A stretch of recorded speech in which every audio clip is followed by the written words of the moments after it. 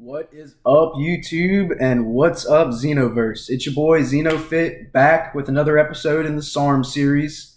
I'm just fresh off of a workout, but a member of the Xenoverse requested this, so as always with your requests, I take them very seriously. I decided before I did anything else, I was going to come pump it out. Now, the compound we're talking about today is the most feared SARM in the industry, probably, and that is S23.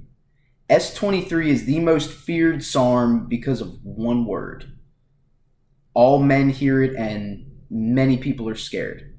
Infertility. Yes, S23 is that SARM that was known in the study of rats for making every single rat completely infertile.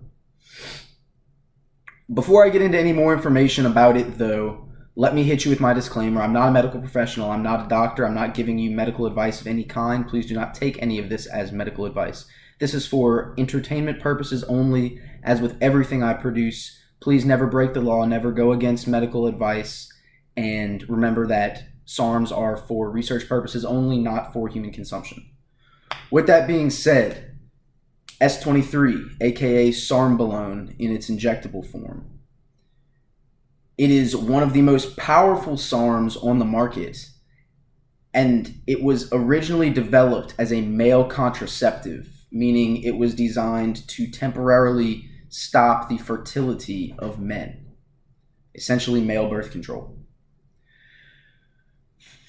The effects of S23 on rats that have been researched are groundbreaking. This SARM is phenomenal in very many aspects, but with all of the pros, there are some cons. So let's go ahead and jump into the usage first.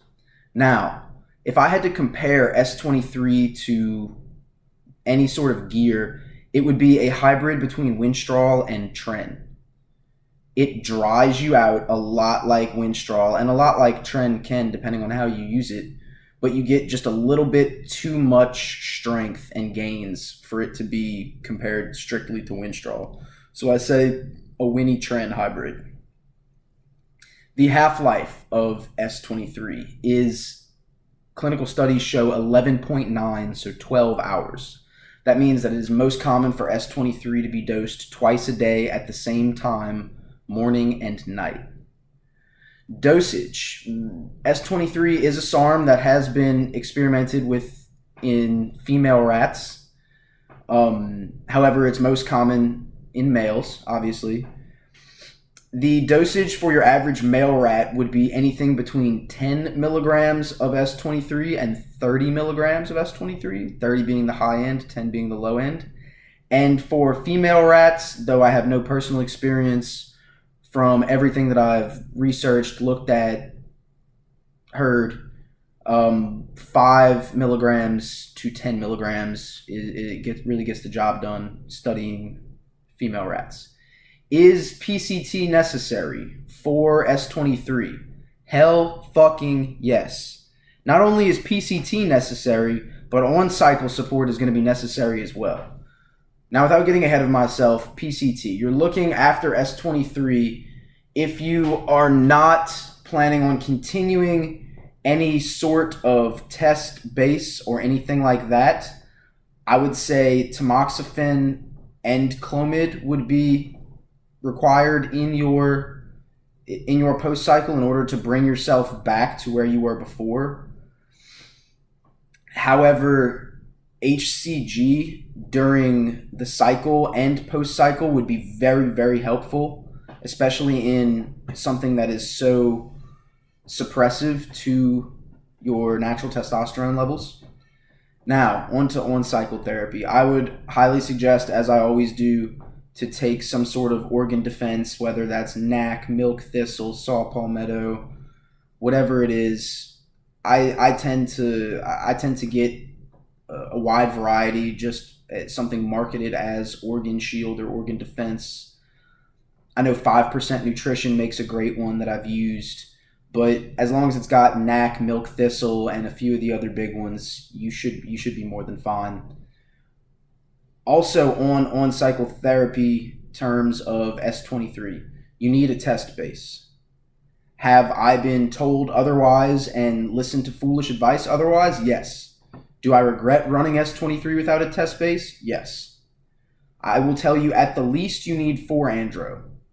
I would personally recommend substituting with artificial testosterone injections in your rat in order to keep your levels where you want them, because in my opinion, the 4 andro is just not enough. Now, on to the binding affinity. S23 is clinically shown to have one of the strongest binding affinities of any SARM, meaning SARM, selective androgen receptor modulator. A SARM's purpose is to bind to the androgen receptor. S23 is very successful at this. The binding rate, the binding affinity is unparalleled, and that can cause a lot of issues when stacked with other compounds. That's why I say it's best when you run S23 on your rat to bring your rat down to the minimum on everything else, because S23 is going to completely bind up those androgen receptors, leaving lots of exogenous hormones available for conversion if you're not careful. Bioavailability. S23 is very orally bioavailable. It is one of the few that is theorized to be very well received when taken orally. And I think that is largely because of how successful the SARM is as both a male contraceptive and how strong the binding affinity is. I would almost go out on a limb and say that there is no need, no rhyme or reason to pin S23. However, there are people who will argue with me, and that is a fair argument. In conclusion, my experience with S23 personally on my rat: rapid, explosive strength gains, decent muscle mass density increase, insane fat loss capabilities, but at the same time, highly suppressive. Made my irritability absolutely through the roof. And for some reason, my skin was slightly discolored on S23. It almost had a red tint to it the entire time, which I found very, I don't know, I guess intriguing. It's not a very common side effect, but I mean, anything is possible with research chemicals. Now, the pros and cons. The pros of S23. It is arguably the most successful SARM at doing what SARMs are supposed to do. You will get that fitness model look without a doubt. You'll be very lean. You'll be shredded. You'll be strong enough to put on muscle density. Very successful all around. But the cons are healthy. There is quite the list of cons.